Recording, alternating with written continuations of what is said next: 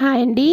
ఈ వీడియోలో వచ్చేసి నేను ఉల్లిపాయ పకోడీ ఎలా అయితే చూపించాలనుకుంటున్నాను. ఉల్లిపాయలు సన్నగా ఇలాగ పెద్దవి రెండు ఉల్లిపాయలు అయితే కట్ చేసుకోండి. అలానే పచ్చిమిర్చి, కలేమాకు కొద్దిగా చిన్న చిన్నగా కట్ చేసుకోండి. ఆ రెండు కూడా మొత్తం అవన్నీ ఒక బౌల్లో వేసుకొని మెత్తగా అయితే మెదుపుకోవాలండి. ఇలా విడివిడిగా అయినట్టు ఉల్లిపాయలన్నీ మెదిపేసినాక మంచిగా అయితే కలుపుకోవాలి. అదే ఈ వీడియోలో చూపిస్తుండగా మెదుపుకోవాలి. కొద్దిగా అల్లం వెల్లుల్లి పేస్టు, అలానే 1 టీ స్పూన్ జీలకర్ర మొత్తం అంతా మళ్ళీ కలుపుకున్నాక ఇప్పుడు వచ్చేసి 1 కప్ అండి శనగపిండి. 1 కప్పు శనగపిండి తీసుకుంటే చిన్న సైజు 1/2 కప్పు చిన్న సైజు 1/2 కప్పు రైస్ పిండి అండి, అంటే బియ్యం పిండి. మొత్తం అంతా కలుపుకొని మంచిగా అయితే కలిసేటట్టు అయితే కలుపుకోండి. కలుపుకోవడం వల్ల క్రిస్పీగా అయితే వస్తుంది. అలానే 1/2 టీ స్పూన్ వాము, 2 స్పూన్స్ వచ్చేసి కారం అండి. ఇంకా కారం కావాలనుకున్న వాళ్ళు వేసుకోవచ్చు. నేనైతే 2 స్పూన్స్ యాడ్ చేశాను. అలానే రుచికి తగ్గట్టు సాల్ట్ కారం ఎక్కువైనా తినలేము కదా, అందుకే రుచికి తగ్గట్టు సాల్ట్ అయితే యాడ్ చేస్తున్నాను. కొన్ని వాటర్ వేసేస్తే కలుపుకోవాలి.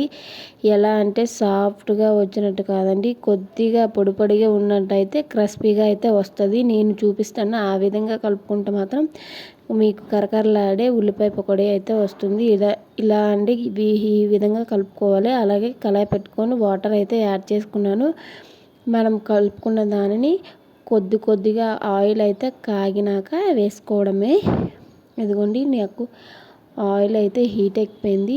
ఆయిల్ కాగినాక నేను కలిపిన మిశ్రమం అయితే చూపిస్తాను. కలిపాను చూడండి, చేతికైతే అసలు అంటట్లేదు కదా, ఆ విధంగా అయితే వేసేసుకోవాలి.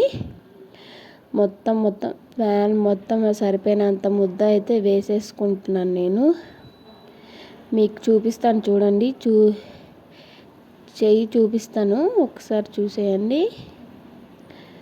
మొత్తం అయితే నా చెయ్యి మొత్తం అయితే వేసుకున్నాను కదా, చూడండి చెయ్యికి అయితే ఎలా ఉందో అలా అయితే వస్తే క్రిస్పీగా అయితే ఉంటుంది.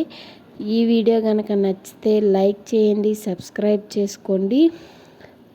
అలాగే చూడండి, మళ్ళీ రెండో వైపు కూడా తిప్పేసుకుంటున్నాను నేను. తిప్పుకున్నాక అసలు టేస్ట్ అయితే బాగుంటుందండి. ఇలా ఒకసారి ట్రై చేయండి మీరైతే మాత్రం. మొత్తం అంతా రెండో వైపు కూడా తిప్పుకున్నాను.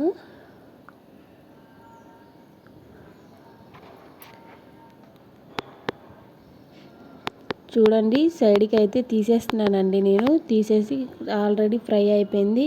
ఒక ప్లేట్లోకి అయితే తీసేసుకుంటున్నాను. చాలా టేస్ట్ అయితే చాలా బాగుంటుంది. ఇలా ఒకసారి ట్రై చేయండి. మీకు ఎలా వచ్చిందని నాకైతే కామెంట్ సెక్షన్లో పెట్టండి.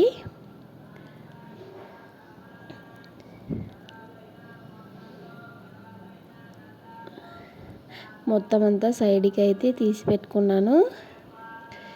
ఇంకా ఉంది, అది కూడా వేసేసుకుంటున్నాను. మొత్తం అయితే ఇదిగోండి, నాకైతే క్రిస్పీగా చాలా బాగా వచ్చింది. చూడండి, నేను చూపిస్తున్నాను. టేస్ట్ కూడా సూపర్ ఉంది. ఈ వీడియో కనుక నచ్చితే లైక్, సబ్స్క్రైబ్. Bye friends.